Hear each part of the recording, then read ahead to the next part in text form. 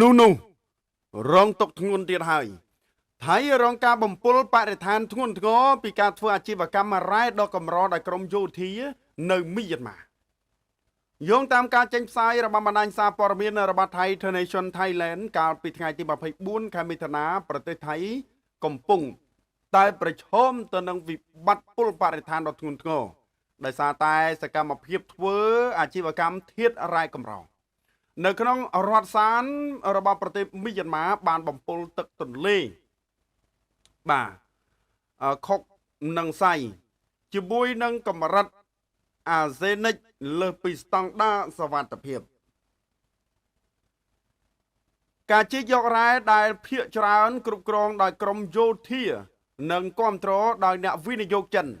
បាននាំឲ្យមានការបំពុលឆ្លងដែនធ្ងន់ធ្ងរគំរាមកំហែងដល់សុខភាពសាធារណៈកសិកម្មនេសាទនិងទេសចរតាមដងទន្លេនៅភាគឧត្តរនៃប្រទេសថៃ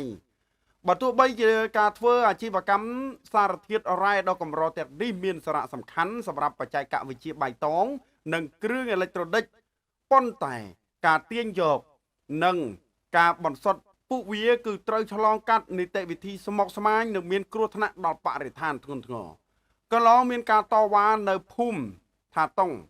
ខេត្តឈៀងម៉ៃប្រទេសថៃបានធ្វើឲ្យមានការចាប់អារម្មណ៍ចំពោះបញ្ហានេះតាំងពីខែមីនាហើយក្រោយមកអាជ្ញាធរថៃបានបញ្ជាក់ពីការបំពុលអាសេនេតិកមានកម្រិតខ្ពស់បើតាមរូបភាពផ្កាយរណបទីតាំងរុករកភាគច្រើននៅទីក្រុងមុនផាវក្នុងរដ្ឋវ៉ា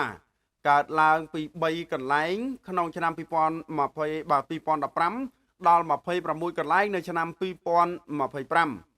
បាទរយៈពេល10ឆ្នាំពុកម៉ែបងប្អូនកើនឡើងដល់កហើយ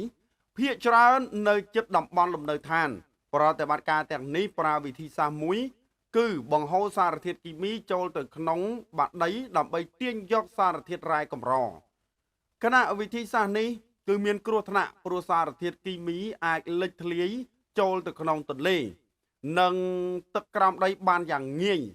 ដែលធ្វើឲ្យវាមិនមានសុវត្ថិភាពសម្រាប់ទឹកផឹកឬប្រើប្រាស់ការិយាល័យគ្រប់គ្រងការបំពុលនិងសកម្មភាពបរិស្ថានមកពី International River កំពុងស្នើសុំឲ្យរដ្ឋាភិបាលថៃចាត់វិធានការកាន់តែខ្លាំងប៉ុន្តែមកទល់នឹងពេលនេះរដ្ឋាភិបាលថៃបានត្រឹមតែផ្ញើលិខិតជាផ្លូវការព្រួយបារម្ភតែប៉ុណ្ណោះក្រមសិទ្ធិមនុស្សដូចជាមូលនិធិសិទ្ធិមនុស្សសាន SOF និយាយថាអាជីវកម្មបរទេសកំពុងទាញយកផលប្រយោជន៍ពីច្បាប់ទុនខ្សោយនៅក្នុងប្រទេសមីយ៉ាន់ម៉ាចាប់តាំងពីរដ្ឋប្រហារយោធាឆ្នាំ2021លើពីនេះក៏មានការស្នើសុំឲ្យមានការស៊ើបអង្កេតជាសកលហើយចង់ឲ្យការរុករករ៉ែដ៏គ្រោះថ្នាក់នេះត្រូវបញ្ឈប់ជាបន្ទាន់ផងដែរបាទនិយាយជាមួយមីយ៉ាន់ម៉ាទៅមិនរួចបាទថៃពិបាកតិចហើយបាទឥឡូវនេះពុលដល់ស្រុកថៃទៀតជាចុងក្រោយបាទ